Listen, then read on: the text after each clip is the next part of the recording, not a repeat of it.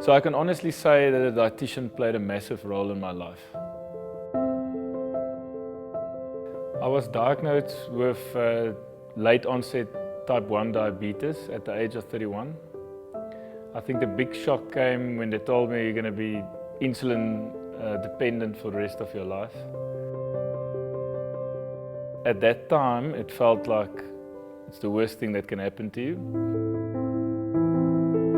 But then I was introduced to a dietitian on that exact same day I was diagnosed. They made me feel like you'll be okay.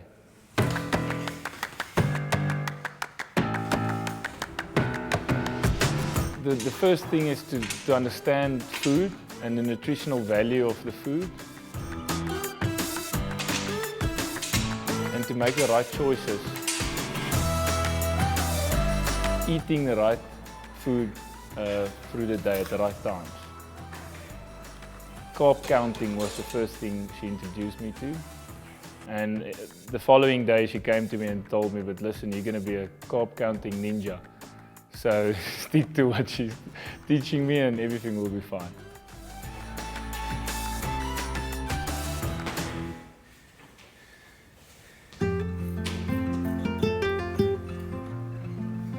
I'm a qualified physiotherapist with special interest in sport injuries.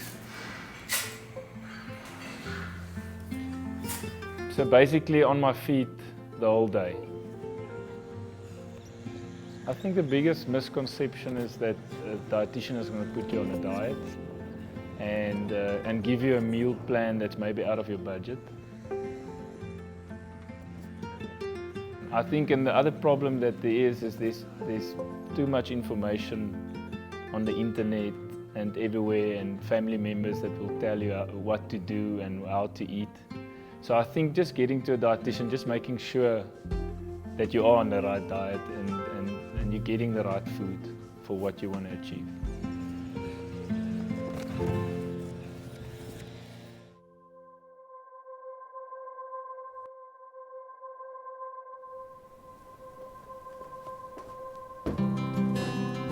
Morning, girls. It's so lovely for me to be here today to chat to you about some important aspects in nutrition and then to tell you a little bit about dietetics as a profession. In little more than 100 years, we've gone from a world that was challenged by infectious diseases to a world that is challenged by chronic diseases of lifestyle. Unlike many influences that we are unable to change, nutrition is something we can control. Correction of nutritional deficits alone has been estimated to have the power to increase the world's intelligence quotient by 10 points. 26% of South Africans are food insecure. So children that are malnourished when they're little never reach their full height potential. They are what we call stunted and more likely to be overweight as adults. They again give birth to smaller infants and continue the cycle into the next generation. So we want to break that cycle with good nutrition. So learners that are interested in studying dietetics need to have an AP level of 33, and the subjects at school that you need to have is maths, science and biology. Does food and health interest you? Do you enjoy science? Do you see yourself in a caring, helping profession? And do you see yourself becoming a lifelong learner who wants to stay on top of the latest scientific knowledge? If you can answer yes to these, then dietetics may be something that you should consider.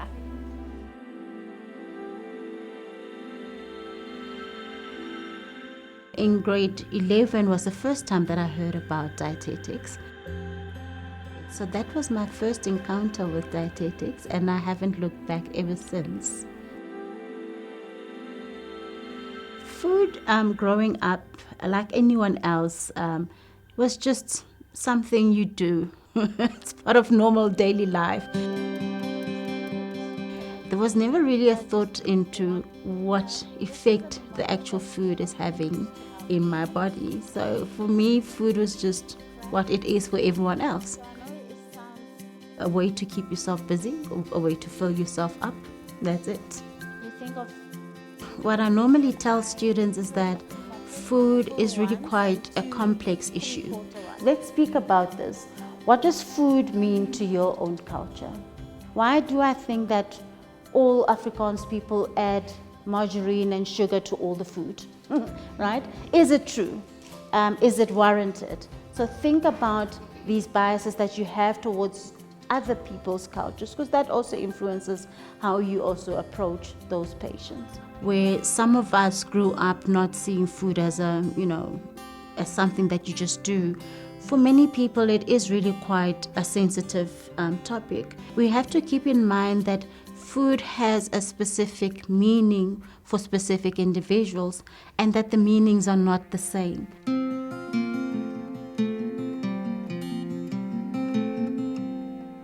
Our Department of Nutrition and Dietetics at the University of the Free State is quite unique. We do have a small component of students. To us, it really works to our benefit, but also to the benefit of the students. I can talk to you about a new study that I found that I think is quite important. As a staff again, though we are a small group, we're quite diverse in what we focus on. And it explains that the ketones actually cause the same amount of damage as glucose. I think that is also what makes us, different and unique, in that we are able to express ourselves and we are able to focus on that which we are passionate about. We build these close relationships with our students. And so what always happens is, even when a student leaves the department, the bond that has been formed is still there, and we still get to hear from our students. We still get some feedback, and they are able to also teach us certain things that we are not aware of. We want to produce a student that is able to stand on their own feet and are able to, do work that is, good and that is impacting people. And what really makes it fulfilling at the end of the day is hearing those stories, not of the actual dietitians that we produce, but of the people they touched.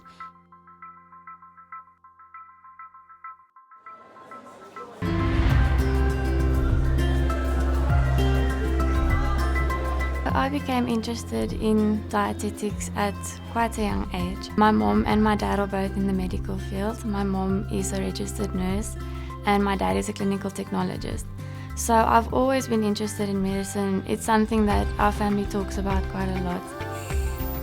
So currently I'm doing my clinical block at one of the hospitals in Bloemfontein, and we are mainly focusing on the nutrition care process.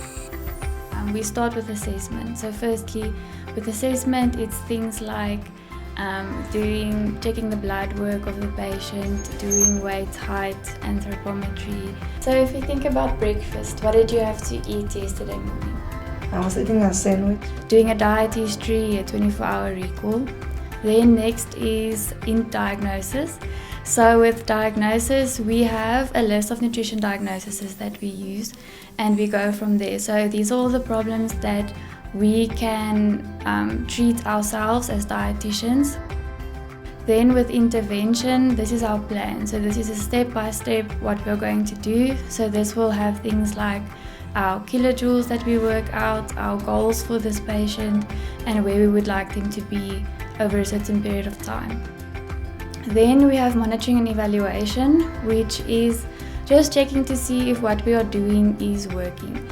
So we then will weigh the patient again, we will check the bloods again, full anthropometry, we will do a diet history again and just see what needs to be changed and if the patient is on the right track. What type of fish was it then? So I love working in the hospitals, having my own patient, having to sit and think what I have to do with this patient, what I have to, how to feed them, how to make sure that they meet their needs. That's something that is honestly very, very interesting to me. I love all aspects actually. I love community, I love food service as well. But clinical is just always, since I started studying, it was the thing that I wanted to do the most. I love working with people. I love making a difference. And in a hospital, you still have to eat. That's the thing. You don't just stop eating suddenly because you're sick or something's going on with you. We have to make a plan with you. And that's what I enjoy. I enjoy the challenge. I enjoy having to think out of the box and helping patients in that moment and collaborating with the rest of the healthcare team, like the nurses, the doctors, the physios and the OTs, where person-centered care and interprofessional collaboration is very important. Okay, and Tate, so here is a high energy, high protein drink for you, and it's also very high in vitamins and minerals. Thank you very much. I'm very passionate about food and nutrition and seeing the difference that it makes in one person's life. So we are always taught, even if you just touch one person, it already makes a difference because there's a ripple effect that one person touches someone else again. Yes, I do feel like what I've learned up to now will definitely have an impact because we are so well equipped at our department. We are exposed to so many different areas, especially in our 4th year. You are exposed to everything, all types of people, all types of environments. And so one day when you are placed possibly in the middle of nowhere, you will still know what to do and still have the capacity to manage in that situation. I love our department. We have such a good vibe in our department as well. We are only 10 in our class. We really lean on each other, and that's something that we really need. So this week I'm having food service week. It's another branch of dietetics. We have clinical, we have community, and this is food service. This is where we prepare food. We explore different fields in food service, such as catering, such as opening your own business, perhaps event planning and all of that.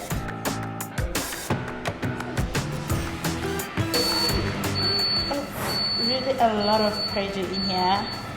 We have to get 8 dishes done by 10 o'clock for the tasting panel. So it's really a lot.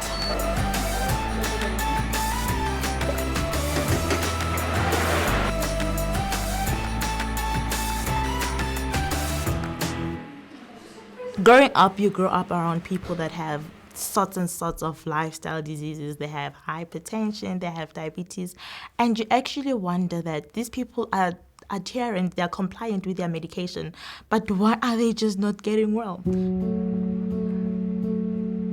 One of the most important things I've learned in my studies was that as much as there is medication, food is just as important. The best things I've learned in dietetics was that it helps us make science applicable in real life. It makes us make science practical, basically. This is our tasting panel. We are currently serving the tomato and lentil soup, which is the red one, and then the butternut soup, which is the yellow one. I feel there's a shortage of dietitians in South Africa, and the burden of disease keeps on getting higher and higher and higher. It escalates every day. So I'm going to make a huge contribution towards people's health, communities. But this is the perfect way of incorporating lentils, which is the protein part of the meal, into all of this. With the lentils dry. It's not tinned lentils? No, it's not tinned lentils because of the sodium content. So we boiled dry red lentils. Because now I know how to teach a patient or educate a patient about strategies on minimizing sodium content and how to carb count and all of that. What is the value of your dish? So it's an exciting thing for me that I'm actually studying dietetics in this era whereby people are starting to be self-aware, people are starting to be aware of what they are eating. But now people know that I need to see a dietitian if I'm diabetic, I need to see a dietitian if I'm probably suffering from anemia or I'm anemic. So it's an exciting time to be in dietetics, really.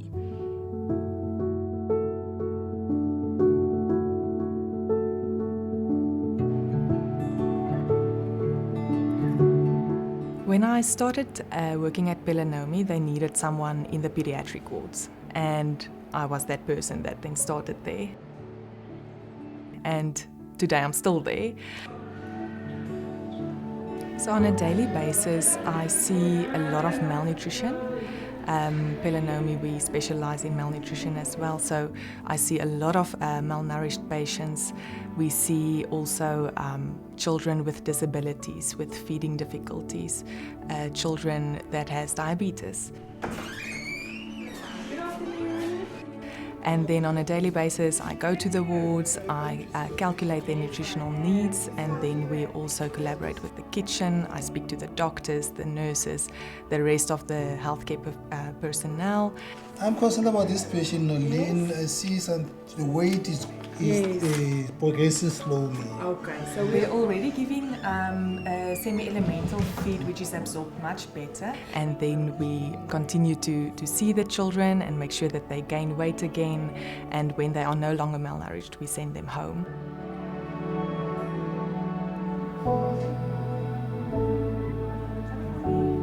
The advice that I mostly give on a daily basis is that mothers should remember that children's stomachs are very small. So die hoeveelheid kosies wat op 'n slag in die maagie kan kom is nie baie nie. So ons wil eerder hê hulle moet kort eet deur die dag. So babas, ons wil hê hulle moet omtrent 5 keer eet op 'n dag, né? Ons gee vir hulle breakfast. A friend recently told me that I am the voice of those who cannot speak for themselves. And that is a responsibility that I'm not taking lightly. Seeing that when you teach something to a mother that just didn't know that she was doing something wrong, it's not neglect, it's really sometimes just not knowing what she did wrong. Wil jy vir haar 'n bietjie voer? O, sy wil hom sommer self vat. Jy kan vir haar oopmaak, dan kan jy vir haar gee. Dit is dieselfde as die melktjies. So as sy die melk nie so lekker drink nie, dan ons kan van daai vir haar gee. Jy kan hom inmeng by haar pap, of jy kan hom vir haar inmeng by 'n bietjie melk, of sy kan hom net so eet. Okay. And if you see that she actually now realizes what she should do differently, do you see that you're actually making a big difference? Children, when they are sick, you can see that they are not feeling well. But as soon as they start to feel better by getting enough nutrition or getting the right medication, then they smile and they want to give you hugs and they laugh and they want to play. And it's so fulfilling to see that.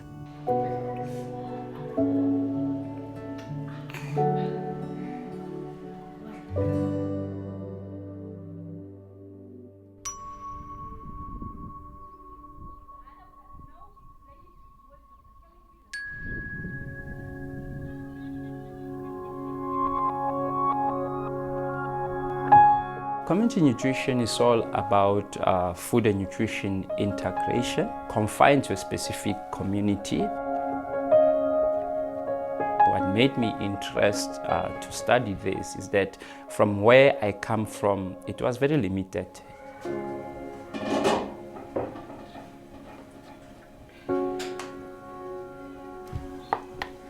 So it stimulated my appetite and also, give you an opportunity to better the lives of others, not just only your own life.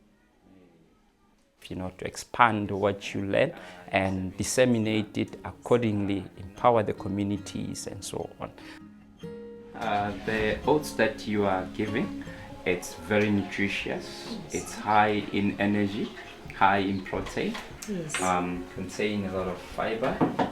We try to capacitate the ECD centers in terms of knowledge, and other than doing the assessment of children.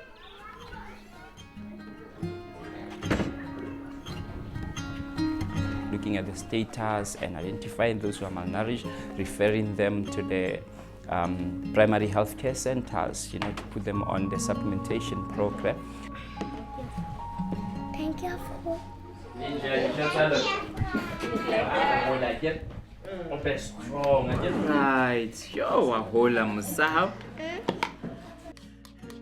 I started with my studies in 2002 at University of Free State. What I've learned from my studies is that nutrition is part and parcel of each and every aspect of life. Catherine, I see Monday you have oats and milk for breakfast. In terms of our profession, people, they think those are the people who are like soldiers or policemen to tell them, you eat this, don't eat this. Whereas we don't do that. We counsel people based on what is available. Okay, for lunch we have prepared rice, a bit of pumpkin, and this chicken stew.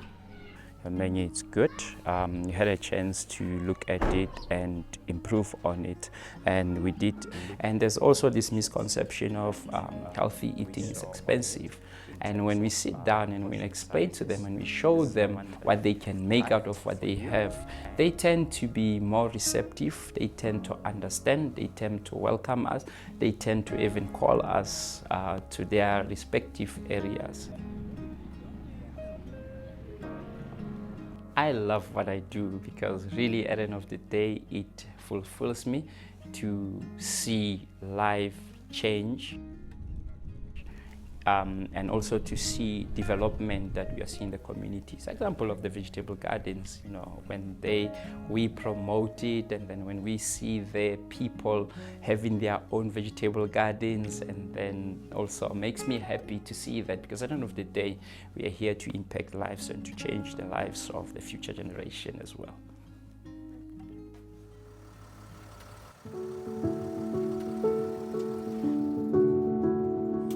Well, I've been interested in nutrition from a very young age. Living in a country like South Africa, where we have this enormous burden of food insecurity on the one hand, but also obesity and other comorbidities, sparked my interest to make a change in a country where it's really needed. So I know I'm in a field where I can make a difference. I started my career as a dietitian in the first anti-retroviral clinic in the Free State province. But from there on, I joined a multinational company, one of the biggest globally, specializing in diabetes management.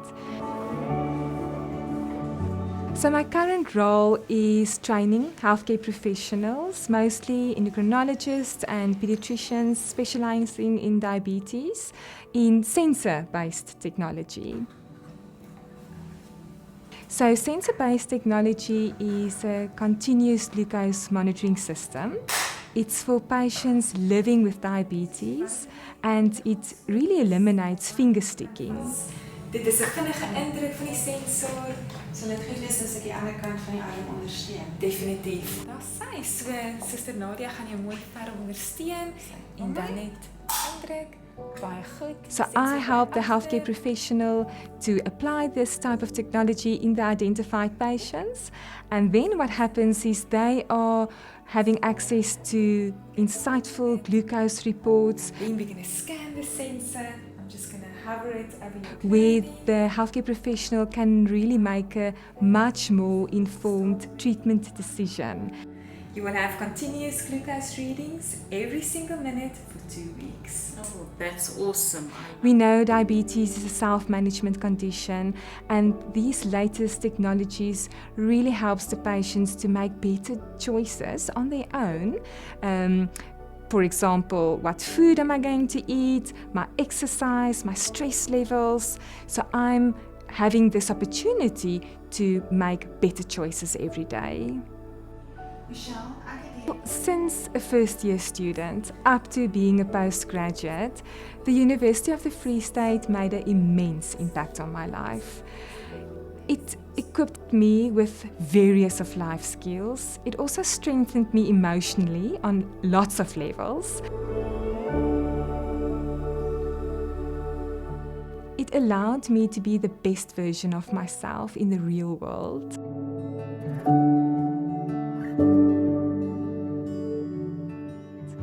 When I look at the lecturers at the Department of Nutrition and Dietetics, they all became my mentors professionally, but also on a very personal level. And for that, I am forever grateful.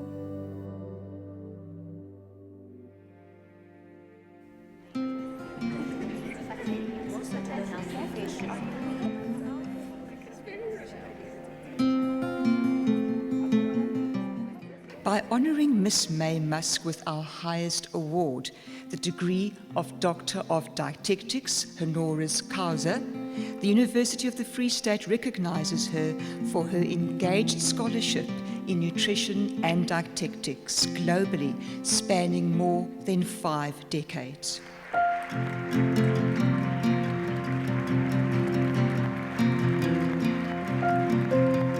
May this gesture of recognition inspire you to keep on being successful and making an impact wherever you go.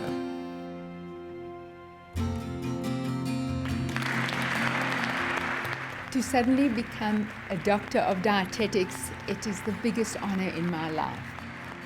I've dedicated my life from the age of 21, and I'm now going to be 75, to dietetics and spreading the news of nutrition science and common sense.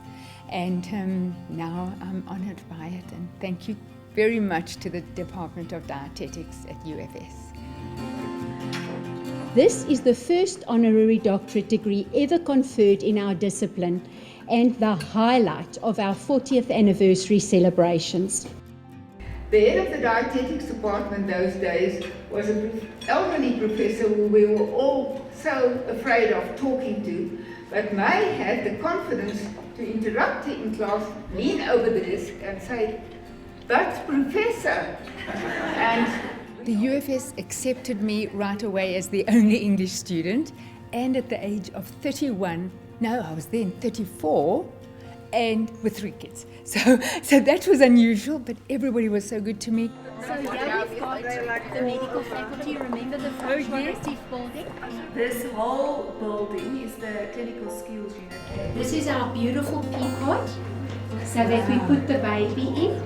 So we put them in and they're literally in the peapod for 2 minutes. And it gives us their complete body composition. So do you remember how bad I was in the kitchen? It really feels good when you can help kids or help people. Lovely to meet you all, and you'll be in a fabulous profession.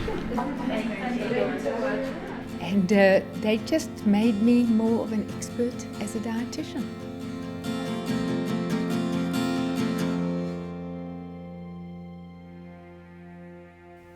I've been in clinical practice now for almost 20 years and have contributed to projects both locally and internationally. And I can tell you without a shadow of a doubt that the Department of Nutrition and Dietetics at the University of the Free State is one of the best places you could possibly get trained in this profession. I love my job. I've loved it from the beginning, and I've been privileged enough to experience dietetics in different countries, and that's also one of the benefits with our degree, is it's recognized in different countries as well. I work on allergy and inflammatory bowel disease studies, and I love my job because I get to contribute to the body of knowledge which changes practice around the world. You can be incredibly proud of where you study. I know I am, and South African dietitians are held in really high regard around the world.